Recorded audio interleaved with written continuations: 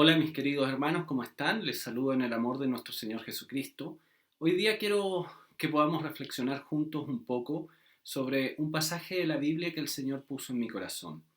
En Colosenses capítulo 2, versos 6 y 7 dice: Por eso, de la manera que recibieron a Cristo Jesús como Señor, vivan ahora en Él, arraigados y edificados en Él, confirmados en la fe como se les enseñó y llenos de gratitud.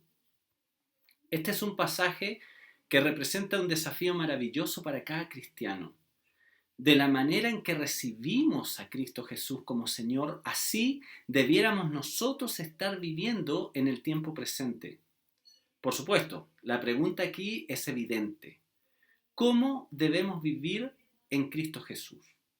El apóstol lo aclara en tres simples sentencias. Dice: arraigados y edificados en Él, confirmados en la fe como se les enseñó y llenos de gratitud. Realmente es genial lo que Pablo dice, pero ¿cómo eso debiera manifestarse en la práctica, en la vida diaria, en la vida cotidiana? El vivir en Cristo Jesús, el vivir bajo esos tres conceptos que menciona Pablo, en la práctica debiera evidenciarse con consecuencias directas en nuestro estilo de vida. De lo contrario, son solo lindas palabras que solo permanecen en la esfera de las ideas, pero sin una influencia en nuestro día a día. Hoy yo quisiera que revisemos juntos, de manera breve, tres consecuencias prácticas que debieran evidenciarse en la vida de una persona que vive como Cristo Jesús. ¿Estamos listos? La primera consecuencia o el primer grupo de consecuencias son las consecuencias individuales. Si ustedes se fijan en el capítulo 3 de esta epístola a los Colosenses, en los versos 5 al 17 dice de la siguiente manera: Por tanto, haga morir todo lo que es propio de la naturaleza terrenal: inmoralidad sexual, impureza, bajas pasiones, malos deseos y avaricia, la cual es idolatría. Por estas cosas viene el castigo de Dios, y ustedes las practicaron en otro tiempo, cuando vivían en ellas. Pero ahora abandonen también todo esto: enojo, ira, malicia, calumnia y lenguaje obsceno.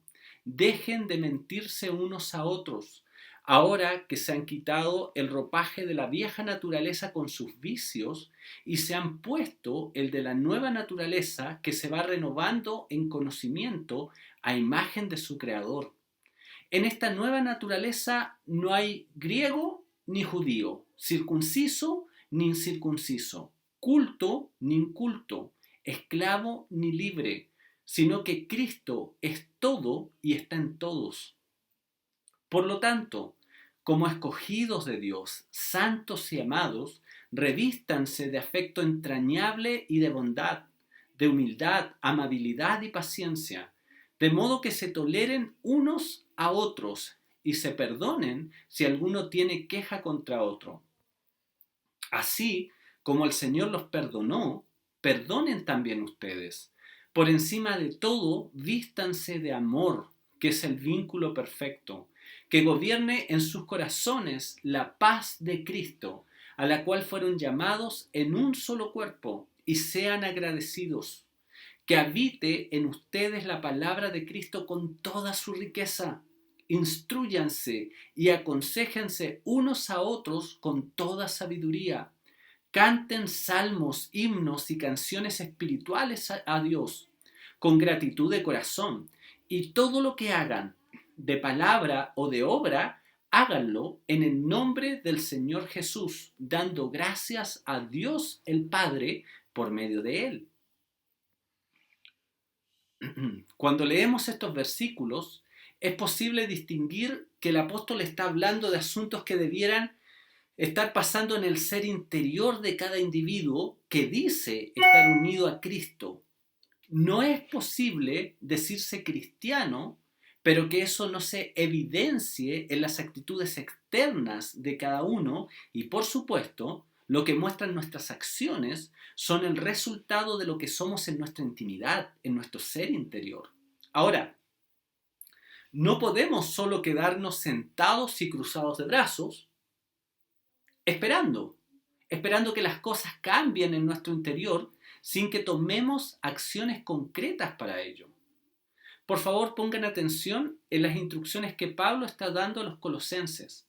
Por ejemplo, les dice, hagan morir, abandonen, dejen de mentirse. En otras palabras, les está diciendo que tomen acciones concretas para alejarse de aquello que les hace daño para que puedan ser transformados a la imagen de Cristo. El apóstol dice que ellos ya se han quitado el ropaje de la vieja naturaleza y se han puesto la nueva. Esto implica que ha existido un cambio intencional en la vida de aquellas personas, el cual se produjo por un cambio de naturaleza. El que, según la Biblia, ocurre al momento en que rendimos nuestra vida a Cristo y nacemos de nuevo. Esto último es evidente en las palabras que utiliza el escritor sagrado, el apóstol Pablo, cuando en los versos 11 al 14 habla de la posición que hoy tenemos en Cristo delante de Dios. Ya hemos recibido a Cristo y ahora nos toca vivir como Él, para lo cual necesitamos vestirnos, revestirnos, dice Pablo, con todo aquello que hemos visto que nuestro Señor tiene. Debemos tolerarnos y perdonarnos, así como el Señor nos perdonó a nosotros, lo cual solo es posible cuando procuramos que el amor sea una realidad permanente en nuestra vida. Porque el amor, como dice Pablo, es el vínculo perfecto para cualquier relación. Para lograr esto, el apóstol nos dice que debemos dejar que Cristo gobierne en nuestro corazón, lo que se logra cuando la palabra de Dios habita en nosotros. Por eso es que el verso 16 nos recomienda algunos pasos prácticos para lograr esto. Allí nos dice, instrúyanse y aconséjense. Y además agrega, canten canciones espirituales a Dios. Lógico que la instrucción y el consejo deben estar basados en lo que la palabra de Dios dice. Como así también nuestro cantar a Dios, nuestra alabanza, nuestra adoración musical a Dios debe estar fundamentado sobre la verdad revelada por Dios, sobre la Biblia.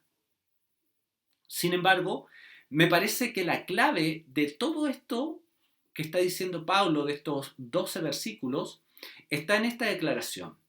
Y todo lo que hagan, de palabra o de obra, háganlo en el nombre del Señor Jesús, dando gracias a Dios el Padre por medio de Él, por medio de Jesús.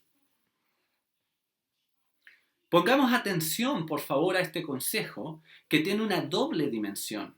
Es la causa y el origen de todo. Si lo hacemos todo en el nombre del Señor Jesús, dando gracias a Dios, entonces lograremos darle la posición que le corresponde en nuestra vida. Sin embargo, también es cierto que solo dándole la posición que le corresponde a Cristo en nuestra vida, podemos hacer todo en su nombre, todo para la gloria de su nombre. Aquí llegamos a la verdad, que la transformación interna de la que hablamos al comienzo de esta predicación solo es posible cuando Cristo está en nosotros y Dios la lleva adelante, la transformación, por medio de su Espíritu Santo que mora en nosotros. No podemos con esfuerzos humanos cambiarnos a nosotros mismos, pero la intención de cambiar y las acciones concretas que tomamos para ello son el reflejo de que Jesús, de que el Señor Jesús es lo más importante en nuestra vida. Cuando procuramos hacer todo en su nombre, lo que estamos haciendo es reconociendo que no podemos de otra forma que no sea unidos a Él actuar de la manera correcta. Entonces, si no tomamos acciones concretas para cambiar nuestra vida a la imagen de Cristo, lo más posible es que no nos interesa vivir como Él vivió. Y eso refleja que no le hemos conocido. Son fuertes las declaraciones. Así que, con todo esto, debemos entender que lo primero que debiera evidenciarse en la vida de una persona que vive como Cristo Jesús son las consecuencias individuales. Debe existir un cambio intencional que viene como consecuencia de entender quiénes somos en Cristo Jesús, lo que se logra solamente entendiendo la posición de Cristo en nuestra existencia y en todo lo que nos rodea. Si Cristo vive en nosotros, entonces querremos vivir como Él, y eso traerá consecuencias prácticas en nuestra realidad personal. El segundo grupo de consecuencias son las consecuencias familiares. Por favor, miremos lo que dice Colosenses capítulo 3. En los versos que siguen a los que ya leímos, del 18 al 21, dice: Esposas, sométanse a sus esposos como conviene en el Señor. Esposos, amen a sus esposas y no sean duros con ellas. Hijos, obedezcan a sus padres en todo, porque esto agrada al Señor. Padres, no exasperen a sus hijos, no sea que se desanimen. No es mi intención abordar el significado e implicancia de cada una de estas declaraciones. Para eso necesitaríamos mucho más tiempo del que hoy tenemos en esta predicación. Baste por hoy decir que en cada uno de estos versículos podemos encontrar principios espirituales que debieran guiar nuestra vida familiar. Por ejemplo, el versículo 18 habla de la manera en que las esposas debieran someterse a sus esposos. Y la razón que se nos da es simple: como conviene en el Señor. Es decir, existe una razón que se sustenta en aquello que para Dios es correcto, en la declaración que las esposas se sometan a sus esposos. Podemos discutir sobre el tema, y yo creo que más de alguna esposa discutiría sobre esto. Sin embargo, la razón simple es que eso es lo correcto delante de Dios. El verso 19 manda a los esposos a amar a sus esposas. El principio es simple: amor. Es muy posible que esta instrucción sea necesaria recordarla al esposo, pues el amor debe manifestarse en no ser duro con ellas, con la esposa. En otras palabras, si amo, procuro el bienestar físico, espiritual y emocional de la persona a la que yo amo. Los hombres tenemos esa tendencia, por nuestra estructura emocional tal vez, a ser más insensibles y más bruscos a la hora de relacionarnos con otros. Para nosotros todo está bien y no hay mayor problema.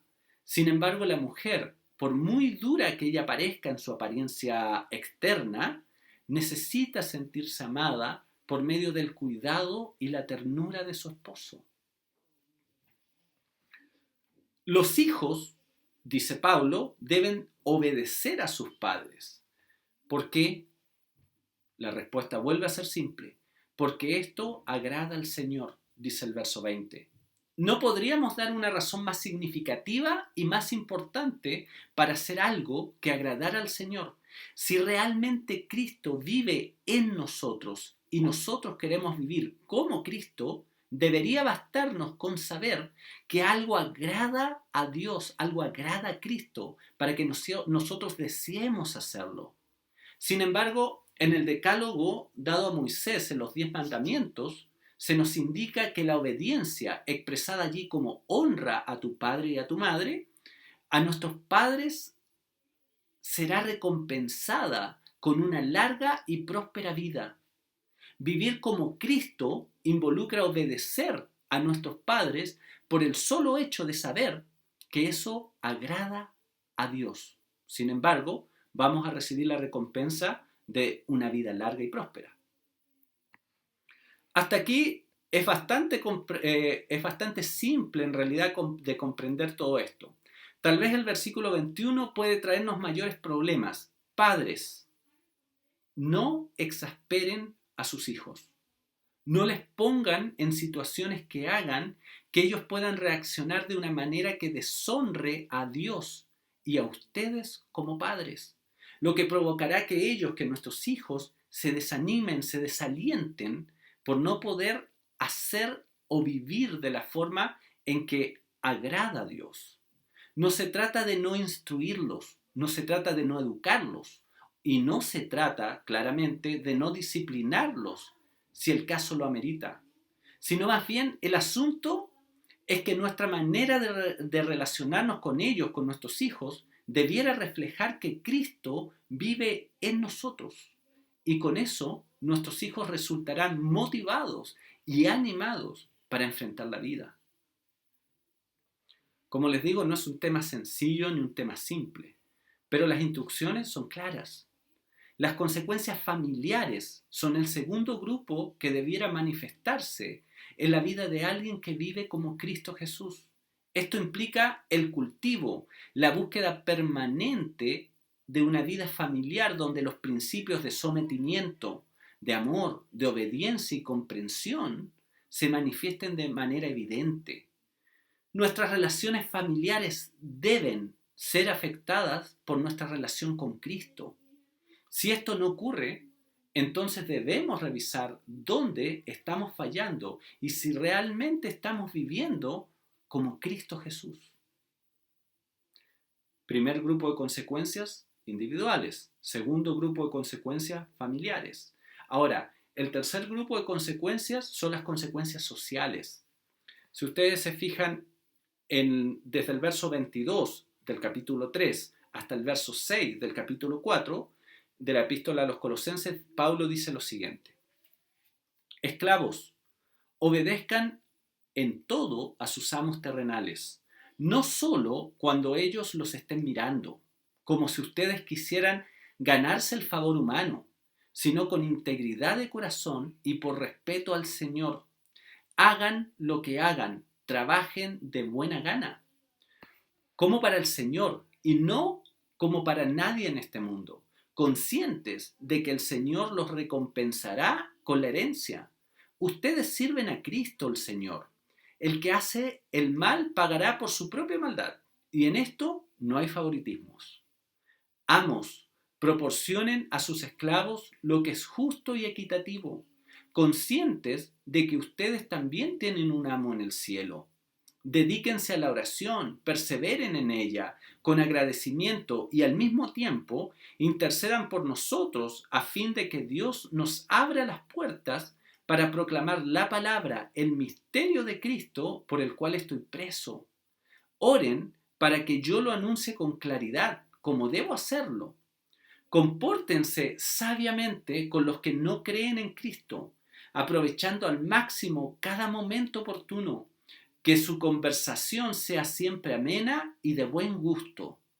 Así sabrán cómo respetar, cómo responder a cada uno.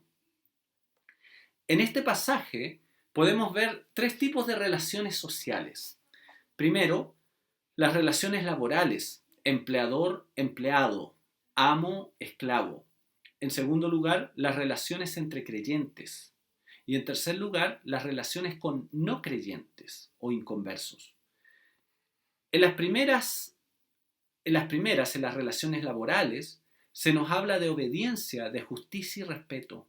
Los empleados o esclavos deben obedecer las instrucciones de sus empleadores, amos, y al hacer su trabajo de forma correcta, sabiendo que en última instancia el que está observando lo que hacemos es Dios mismo, no nuestro jefe, sino que Dios.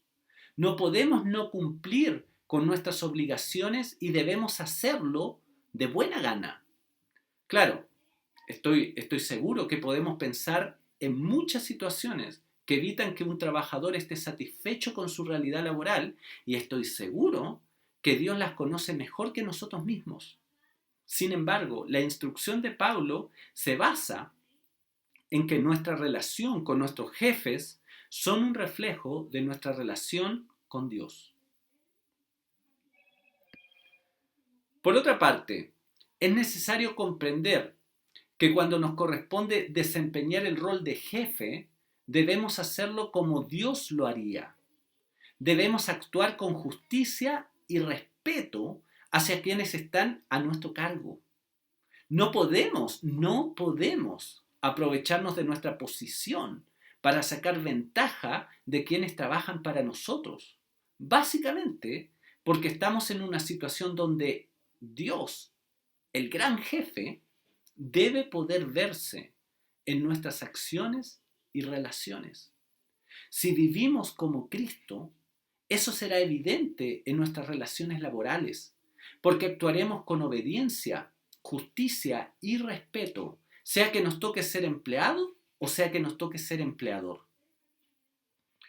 Por favor, observen que existe otra dimensión en la vida social que debiera evidenciar consecuencias: la relación entre creyentes.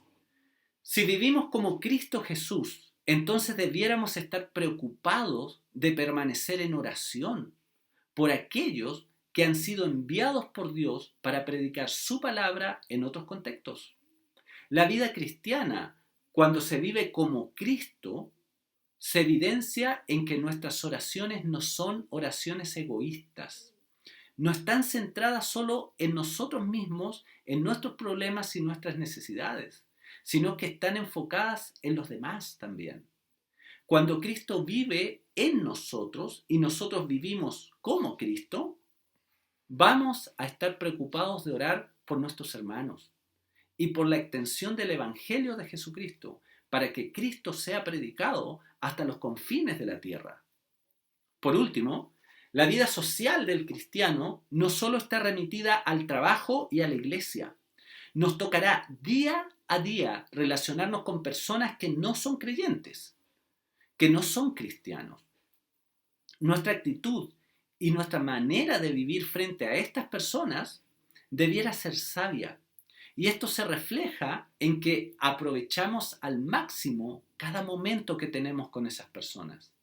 Esta idea de aprovechar al máximo implica que cada relación que tengamos con personas no creyentes, con personas no cristianas, debiera ser un instrumento y un medio para que esas personas puedan ver a Cristo en nosotros. Si no actuamos de buena manera, honesta y cristianamente, frente a quienes no creen en Jesucristo, ellos tendrán más razones para no creer en nuestro Salvador. Nietzsche dijo: si quieren que crea en su Redentor, compórtense más redimidos. Entonces, el tercer grupo son las consecuencias sociales, que debieran manifestarse en la vida de una persona que vive como Cristo Jesús. Estas debieran ser a nivel laboral, ministerial, como en nuestra relación con aquellos que no comparten nuestra fe en Cristo. La pregunta es lógica: ¿estás evidenciando en tu vida social la imagen de Cristo? Para concluir, quisiera resaltar el hecho que todas estas instrucciones nos son dadas no para que con ellas evaluemos y culpemos a los demás. Es decir, no debemos tomar este pasaje y decirle a nuestros hijos: ¿vieron? Deben obedecerme. Sino más bien tenemos que nosotros mismos mirarnos frente a este espejo, que es la palabra de Dios, que nos está mostrando cómo debiéramos nosotros ser. Existe una responsabilidad personal en el cumplimiento de estas instrucciones.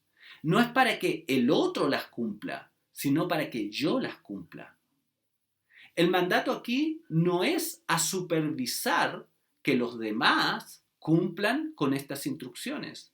No es preocuparse de que la vida del hermano tenga o no tenga estas consecuencias de vivir con Cristo, sino más bien que en mi vida se evidencian. Yo estoy llamado a vivir como Cristo y debe ser mi preocupación permanente. Debemos evaluar nuestra vida a la luz de estas consecuencias que debieran estarse manifestando si realmente estamos en Cristo. Por supuesto que ese yo debe ser prioritario y no excusa a nadie. Finalmente, las consecuencias individuales, familiares y sociales deben estarse manifestando en tu vida si realmente Cristo está en ti, si realmente tú estás viviendo como Cristo vivió. La pregunta es: se están evidenciando? ¿Vives como Cristo porque Cristo vive en ti? ¿O tu vida no es como la de Cristo? Si le preguntáramos a alguien no creyente si tú vives como Cristo, ¿qué respondería? ¿Qué respondería tu vecino? ¿Qué respondería tu jefe? ¿Qué respondería tu compañero de trabajo? ¿Qué respondería tu esposa, tu hijo, tus padres? Si no estamos viviendo como Cristo vivió, ¿por qué está pasando eso? ¿Qué está pasando en tu vida y en tu relación con Cristo que ya no te pareces a Él? Es muy probable que estés dedicando muy poco tiempo, porque mientras más tiempo le dedicamos a una persona, más nos vamos pareciendo a esa persona. Pero si no nos parecemos a alguien, es porque realmente no pasamos tiempo con ese alguien. Dios los bendiga, tengamos un tiempo de oración. Yo sé que todo este proceso no es fácil, yo sé que vivir como Cristo no es sencillo. Sin embargo, ese es nuestro llamado. Y oremos para que el Señor obre en nosotros, para que nosotros podamos vivir como Cristo vivió. Padre, en el nombre de Jesús, yo te doy muchas gracias, Señor, por tu amor y tu misericordia. Gracias por tu palabra, gracias por tu verdad, gracias por Pablo, Señor, que tú utilizaste para escribir esto y que nosotros hoy podamos leerlo. Te pido en el nombre de Jesucristo que tú nos ayudes para que el vivir como Cristo vivió pueda ser evidente en nuestras vidas, que puedan verse esas consecuencias individuales, familiares y sociales para que nosotros podamos reflejar a Cristo en nuestro diario andar. Señor, bendigo a mis hermanos, bendigo a cada persona que está escuchando esta predicación, para que tú puedas, Señor, en sus corazones obrar para la gloria de tu nombre a través de Cristo Jesús. Amén. Muchas gracias, hermanos. Que Dios los bendiga.